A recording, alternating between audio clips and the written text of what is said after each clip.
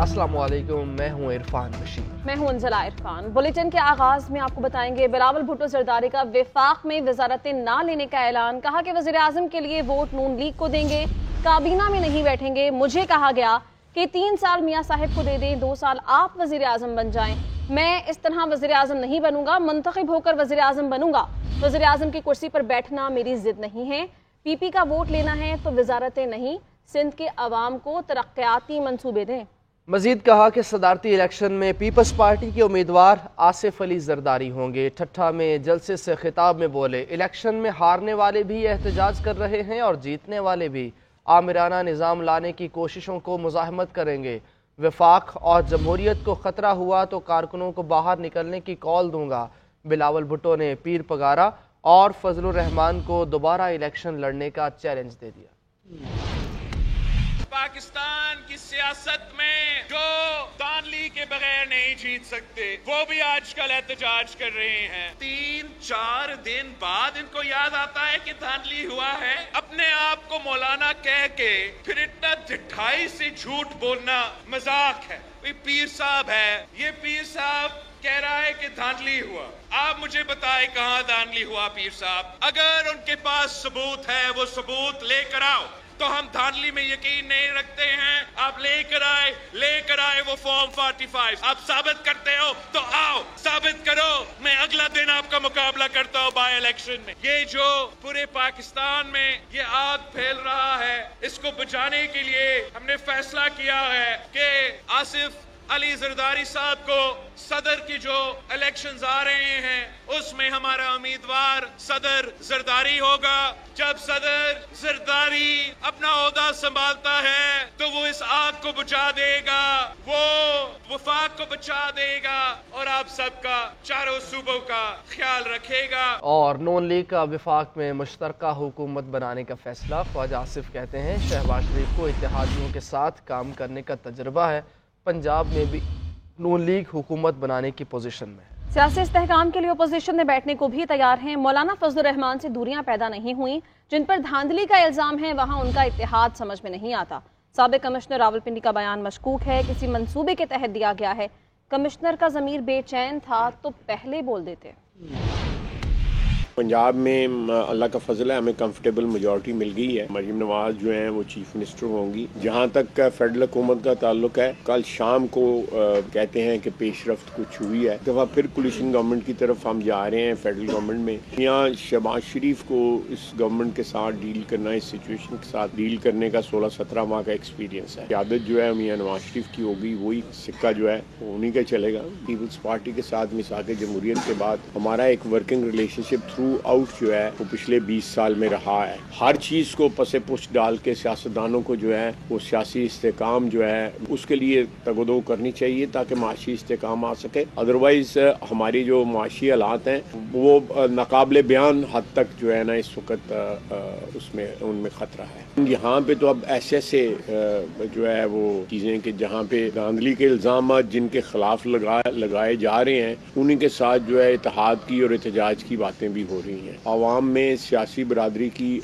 आगे भी कोई इतनी ज्यादा साख नहीं है, लेकिन ये रवैये जो है ना साख को और ज्यादा जो है ना मजरू कर रहे हैं।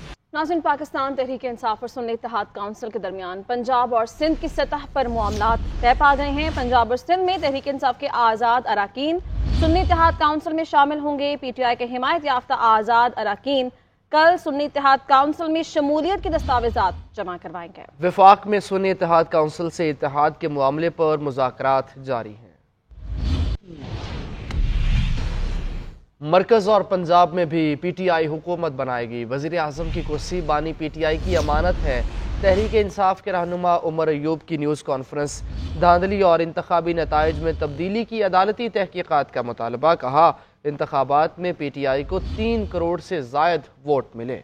एमक्यूएम ने कराची में हमारी 18 सीटें चुराई हैं। आज भी पीटीआई के कारकुनों को लापता किया जा रहा है। जाली फॉर्म 45 को मुस्तरद किया जाए। कमिश्नर रावलपिंडी ने कहा कि 50 से 60 हजार जाली ठप्पे लगाए गए। जीते उम्मीदवारों को हराया गया। जो कुछ अवाम के वोट के साथ हो रहा है वो मदर ऑफ रिगिंग है।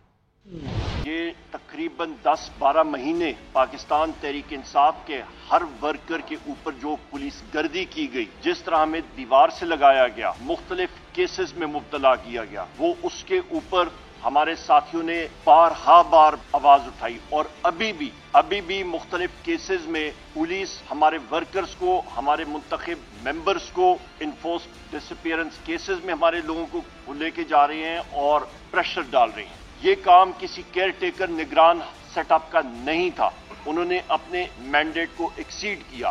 جس وقت ہم جائیں گے قومی اور صوبائی اسمبلیوں میں، ہمارا سب سے پہلے ہدف ہے کہ جناب وزیر اعظم عمران خان صاحب کو، ہمارے وائس چیئرمین شاہ محمود قریشی صاحب کو، ہمارے پریزیڈنٹ پرویز الہی صاحب کو، ہمارے ایکٹیوسٹ جو ہمارے سروں کے تاج ہیں، جو اس وقت پابند سلاسل ہیں، ان کی بازیابی کے لیے فی الفور ہم لوگ اقدامات کریں، اور ہماری ڈیمانڈ ہے کہ فی الفور سب کے سب 180 سیٹوں کے ہمارے امیدواران کو ریٹرنڈ کینڈیڈیٹ ڈکلیئر کیا جائے اور ان کی نوٹیفیکیشن جاری کی جائے، کیونکہ وہ سمری آف اکاؤنٹ یا فارم 47 جس وقت ایشو ہوگا تو ہمارے کینڈیڈیٹس جو ہیں وہ فی الفور ان کی نوٹیفیکیشن ہو سکے گی، اور یہ جعلی فارم 47 کو رد کیا جائے۔ بریکنگ نیوز آپ کو دیں گے۔ پیپلز پارٹی قیادت نے مراد علی شاہ کو ایک بار پھر سے وزیر اعلیٰ سندھ بنانے کا فیصلہ کر لیا ہے۔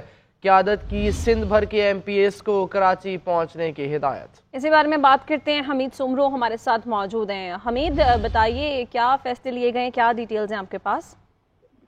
جی، پیپلز پارٹی قیادت کا اس حوالے سے اہم اجلاس ہوا تھا بلاول ہاؤس میں، طویل وقت جو ہے یہ اجلاس جاری رہا، اور اس اجلاس میں حتمی فیصلہ کیا گیا کہ سید مراد علی شاہ کو تیسری مرتبہ سندھ کا وزیر اعلیٰ بنایا جائے گا۔ 2 بار پہلے وہ وزیر اعلیٰ رہ چکے ہیں، اب تیسری مرتبہ بھی ان کو وزیر اعلیٰ بنانے کا فیصلہ کیا گیا ہے۔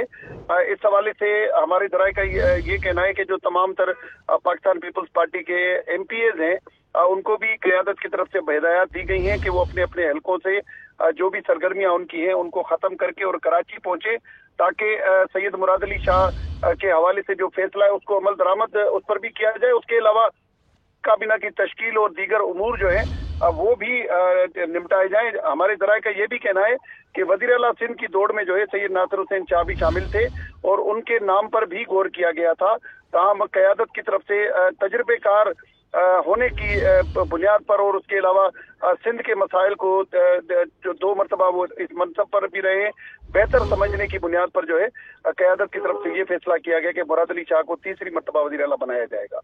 حتمی فیصلہ قیادت نے لے لیا ہے۔ بہت شکریہ حمید سمرو، آپ اس بارے میں بتا رہے تھے۔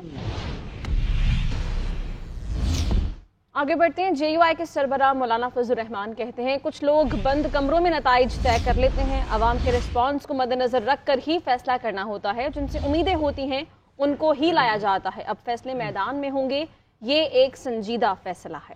احتجاج کی سیاست ہوگی، ہم سڑکوں پر نکلیں گے۔ جی این این کو انٹرویو میں ان کا کہنا تھا کہ کسی سیاسی بیٹھک کو اتحاد کا نام دینا غلط ہے، میرے گھر پہلے بھی دوسری پارٹیوں کے وفد آتے رہتے ہیں۔ پی ٹی آئی والوں کو کہا میرا اور آپ کا اختلاف ہے۔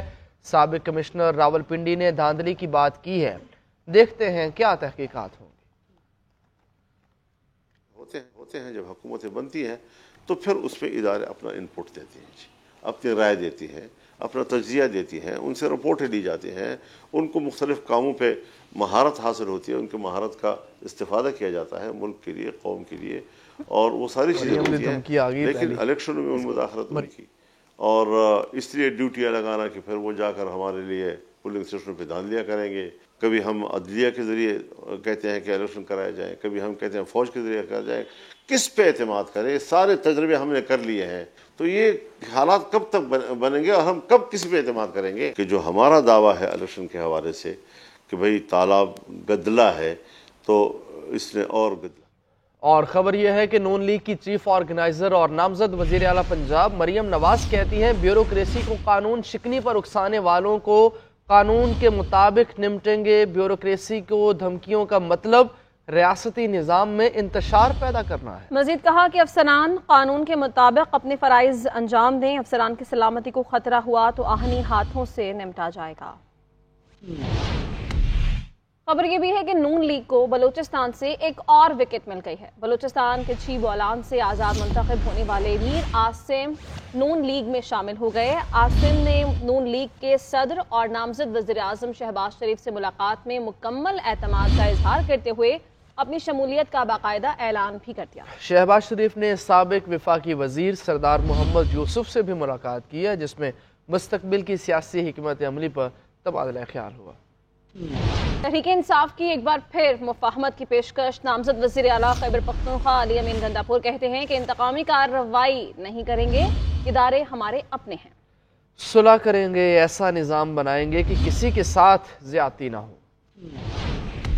خیبر پختونخوا میں حکومت سازی کا معاملہ۔ پی ٹی آئی کے نامزد وزیر اعلیٰ علی امین گنڈاپور کی زیر صدارت پارلیمانی پارٹی کا اجلاس ختم ہو گیا۔ اجلاس میں تمام اراکین اسمبلی سے تعارف ہوا۔ علی امین گنڈاپور نے کہا تمام ارکان کو پارٹی پالیسی کے مطابق کام کرنا ہوگا۔ کابینہ میں تمام اضلاع کو حصہ دیا جائے گا، حتمی منظوری بانی پی ٹی آئی دیں گے۔ اجلاس سے قبل پشاور کے سینئر صحافیوں کے ساتھ ملاقات میں علی امین کا کہنا تھا کہ بس صبح کے ساتھ بہت ہو گیا، ہم نے آگے بڑھنا ہے، کوئی انتقامی کارروائی نہیں کریں گے، ادارے ہمارے اپنے ہیں، ہم اصلاح کی کوشش کریں گے، ایسا نظام بنائیں گے کہ کوئی بھی کسی کے ساتھ زیادتی نہ کر سکے۔ ٹائم ضائع کرنا آپس کے ادھر تنقیدوں پر، یہ واک آؤٹ کرنے پر، یہ مسئلے کا حل نہیں ہو نہیں، عوام نے اس لیے بھیجا ہے آپ کو، یہاں پر عوام نے آپ کو بھیجا ہے اس لیے کہ اپنے صوبے کی بات کریں، حق کی بات کریں، تو انشاءاللہ مجھے پوری امید ہے کہ انشاءاللہ اگر ہم مل کے سارے ایک فیصلہ کر لیں کہ ہم سارے ایک پیج پہ ہوں گے۔ نامزد وزیر اعلیٰ نے کہا کہ پہلی کوشش اپنی پارٹی کا پلیٹ فارم لینا ہے۔ پی ٹی آئی پارلیمنٹرین کے ساتھ عارضی طور پر بات چیت ہو رہی ہے، قانونی ٹیم 2-3 جماعتوں کے ساتھ بات چیت کر رہی ہے، کابینہ کی تشکیل کا عمل بھی شروع ہو چکا ہے،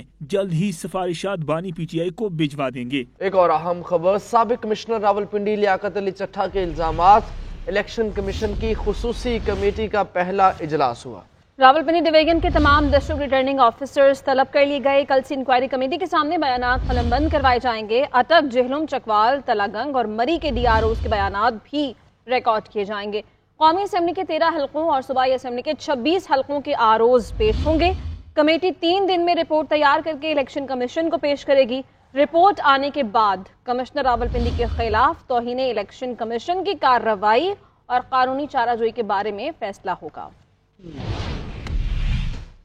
کمشنر راولپنڈی کا الیکشن پروسیس سے کوئی تعلق نہیں ہے۔ D R O election commission کے ماتحت ہوتے ہیں۔ مسلم لیگ کے رہنماؤں کی پریس کانفرنس، ملک احمد خان نے کہا کہ مختلف ڈی آر اوز اور ان کے بچوں کی تصاویر لگائی جا رہی ہیں، انہیں سوشل میڈیا پر وائرل کر کے ان کی جانوں کو خطرات لاحق کیے جا رہے ہیں۔ 9 مئی سے انہوں نے کوئی سبق نہیں سیکھا۔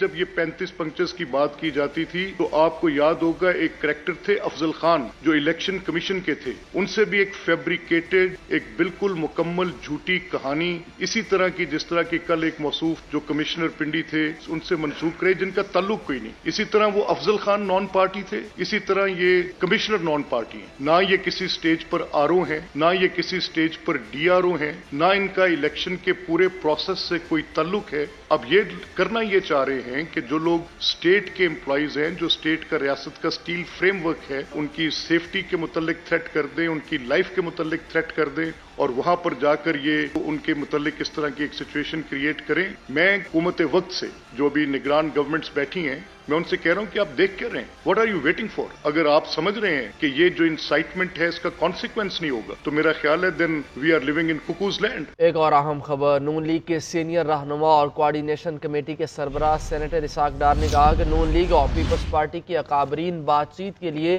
کمیٹیز کے درمیان وضع کردہ ضابطے کی پاسداری کریں، فریقین کے مابین ابھی حتمی نکات طے نہیں پائے۔ انہوں نے کہا کہ کل کے اجلاس میں اہم پیش رفت متوقع ہے جس کے بعد مشترکہ اعلامیہ بھی جاری کیا جائے گا، تب تک اس موضوع پر بات کرنا مناسب نہیں ہے۔